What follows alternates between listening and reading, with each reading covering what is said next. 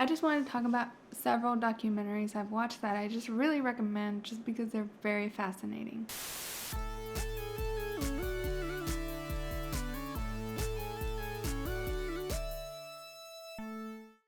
Hello and welcome back to the Miscellaneous channel where we do miscellaneous things. I'm Lenny. I typically cover pop culture, internet trends, and other miscellaneous things on this channel, so subscribe if that's your vibe. Since we're coming up to the end of 2021, which I can't even believe it, I don't recognize time after March 2020 like most people, I wanted to do a video recapping some of my favorite documentaries that I've seen this year. I don't usually make videos about the documentaries I watch because they're sort of not within the brand, the Miscellaneous brand. I'm not like a documentary connoisseur and watch every documentary that comes out, and I would say the ones I'm recommending here are a little bit on the light-hearted side. Like, some of them are very serious, but I don't really watch the intense like science ones or intense like murder cases. I know like the Madeleine McCann case and Seaspiracy, which is I think like a sciencey one. I don't watch that type all the time, and if I do, I don't love it too much. I mean, I like it. It's hard for me to like say a documentary is bad because a lot of them are pretty well done, but I have a couple of categories I'm going to talk about, and almost all of them are released in 2021.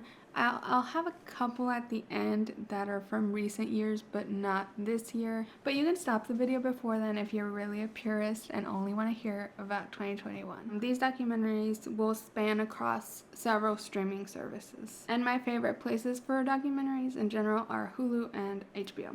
So I'm going to start with my favorite category, cult or cult adjacent documentaries. These are the types of documentaries that no matter who you are, you will probably be hooked and fascinated by. They're not like quite so dark like some of the really intense true crime ones that can get very like depressing. These are more like fascinating and still deal with very serious things. So let me start with this documentary called WeWork, or the Making and Breaking of a $47 million Unicorn. Kind of a super long title. It is a documentary standalone on Hulu, and it was released in March of 2021. This documentary is about the rise and fall of the company WeWork, which I didn't realize was such a cult-like place. WeWork was this startup type company that would rent out office space to freelancers. It had a very like millennial corporate hip aesthetic to it. The craziest part about it was that they had this CEO named Adam Newman, who was very much like a cult leader type of figure, but the company went under and it turned out he was doing a lot of crazy financial shit. So you'll have to watch to find out, but I really recommend it. It's a great movie that appeals to pretty much anybody. This whole category, I'm telling you, like your parents, your grandparents, your friends will all, I think, be interested in. These cult style incidents happen where people get so wrapped up into a culture, they lose like their individuality and their ability to like have logic. In the same vein, the next documentary I want to talk about is actually a docuseries called Lula Rich. This documentary has very similar vibes to WeWork. It is actually a 4-part docuseries, and it's on Amazon Prime. It was released in September of 2021 and is about the multi-level marketing company called Lula Rich. It's an MLM that sells leggings and other maybe clothing items. They've been accused of having bad products. Lula Rich seems to have targeted very specific types of people, building sort of a cult-like vibe to their culture. They had a couple as figureheads to the company, and in the same way, they're revered. They're cult leader style figures. The big difference between Lula Rich and the WeWork one is that they actually, in the documentary, interview the couple, I forget their names, but the couple in charge of Lula Rich. We get to hear their side the whole time, and it's just crazy because you can just tell, or like you can read between the lines with their interviews a lot, and it's just so fascinating. This company is an interesting case where it's still intact, it's still there. Finally, in this category, I have The Way Down, which is a 3-part docuseries on HBO Max, released in September of 2021 as well. The Way Down is probably the most traditional cult type story in this mix. The Way Down is about a church called the Remnant Fellowship Church that was started by a woman named Gwen Shamblin. I just never would have thought this was a thing, but it's a religion that's based in Christianity, so it's a Christian type religion, but it incorporates like weight loss and concepts of like obsessing about weight loss. The whole church is basically promising that following Christ will make you skinny. It'll make you lose the weight you've been wanting. So it's a very like unique mixture of two very potentially toxic elements of a human psyche, which is like abusive religion and weight obsession, and putting those two together and making this monster of a religion. It's just wild how Gwen Shamblin managed to mix these two concepts and use people's obsession with weight against them to get them involved in this church that was very cult-like, is very restrictive, very alienating of people outside of it. It was scary. I really recommend this one, especially if you like cult type movies, or if you've been impacted by either religion or weight or both. This documentary intertwines all of that. Excuse the change of look and angle. This is future me, and because I thought of some other documentaries to talk about, you're gonna be seeing me pop up throughout this video just a couple times. So I wanted to add a documentary, and it is brand new, so that's why I'm bringing it in so late, and it is called Explant on Paramount Plus. It is a full documentary. It is about Michelle Visage and her explant surgery, as well as the history of breast implants in the United States. I didn't know the shady history of breast implants. Like, I was shocked. Basically, if you don't know, Michelle Visage has been trying to spread awareness about something called breast implant illness. People develop like autoimmune diseases or general symptoms from potentially their breast implants. It's one of those things that's like not necessarily believed in the medical community, and there's a lot of like kind of shady economic factors at play. It made for a really great documentary. It's just one of those, it's just exposing a little bit of an industry we don't hear a lot of detail about. I really want them to do some sort of documentary about like BBLs as well, because those are so popular nowadays, and I just feel like the people getting them aren't getting the full story of like risks, because plastic surgeons want to make money and they don't want to focus on the potential risks. Not everyone with implants suffers from breast implant illness. So Michelle isn't trying to like outlaw breast implants or take them off the market. She's really trying to just spread awareness about the risks so that someone that is getting them knows that this is a possibility. If they do develop symptoms after their surgery, maybe they'll know to explant them sooner, you know, because Michelle Visage lived with her implants so long without knowing why she was feeling bad. So this was a very fascinating documentary, and I liked that it included the whole history of breast implants because it was very critical to the main story they were telling. So I do recommend this one if you like kind of exposés or stuff about like products and industry and beauty as well. Okay, so next I'm going to move on to a different category, documentaries about entertainment figures. So first I'm going to have one of the most impactful documentaries of 2021, and that is Framing Britney Spears by the New York Times and FX. I think it's a standalone documentary, but part of like a bigger collection of New York Times different documentaries. I don't really get it. It's on Hulu and was released in February of 2021. This was the documentary that broke the Free Britney movement into the mainstream. It was super impactful, and now it's amazing to say in November, Britney Spears is free of her conservatorship. This documentary was an important element of publicizing the Britney Spears struggle. There is a part 2 as well called Controlling Britney Spears that you can also check out, but it doesn't have as much new information, sort of talks about the aftermath of the first one, but it gives a great overview of the entire Britney Spears and Free Britney case. Part of the same series is a similar documentary that is about Janet Jackson. It's called Malfunction, The Dressing Down of Janet Jackson. Same, it's available on Hulu and was actually released in November 2021, just recently. I will have a video on my channel going in depth about my thoughts about that documentary, but I recommend it if you're unfamiliar with her career and the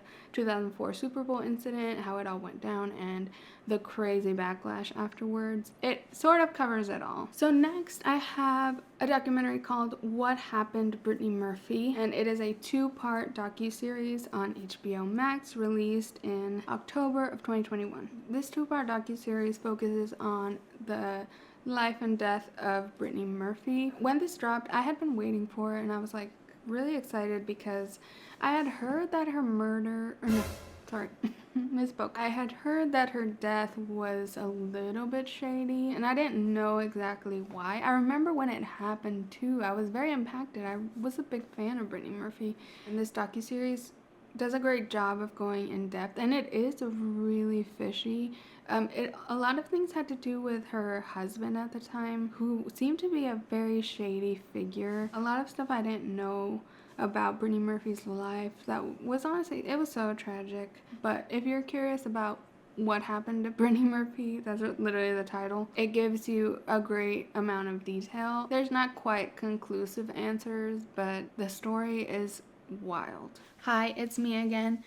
So I wanted to add into this category this documentary called Bob Ross, Happy Accidents, Betrayal, and Greed. A very dramatic title. It is a documentary movie on Netflix, and it is about Bob Ross and his legacy. This is a really great documentary, and I really recommend anyone kind of watch this because it's not just like a biographical type documentary about Bob Ross. It details how his image and the right to his image was stolen from him and his family by like a partner, like a financial type partner. I think this documentary is a really important one to watch because if you ever buy Bob Ross merch or products or anything with Bob Ross's face on it, like I know socks are popular, or t-shirts and things like that. Literally, it's some other family that sold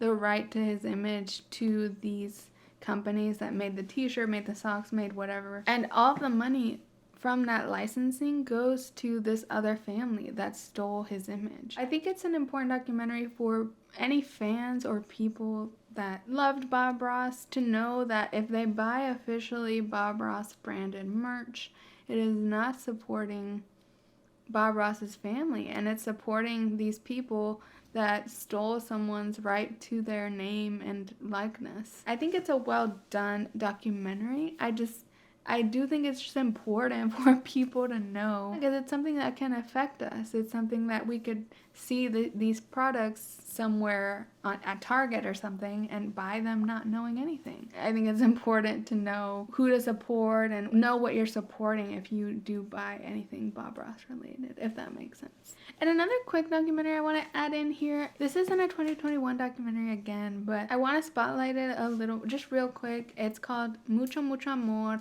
The Legacy of Walter Mercado, and it is available on Netflix. It's a movie. This one is about this astrologer and psychic hotline type figure in Latin American countries, and it is mostly in Spanish. A lot of the movie is in Spanish. I actually don't remember at this point. I'm sorry. This movie came out in 2020, actually. It was a really cute and well done movie. It sort of documents the last years of his life a little bit too. You get to hear from him a bit. Walter Mercado was so camp and so over the top and funny. Like, even if you did not grow up in Latin America, I think it is still an interesting documentary of like a very kooky and eccentric figure. And it's also very interesting in the documentary to learn about how his sexuality was like not made very clear, and kind of like he just didn't address it, honestly. He's very like gender fuck in how he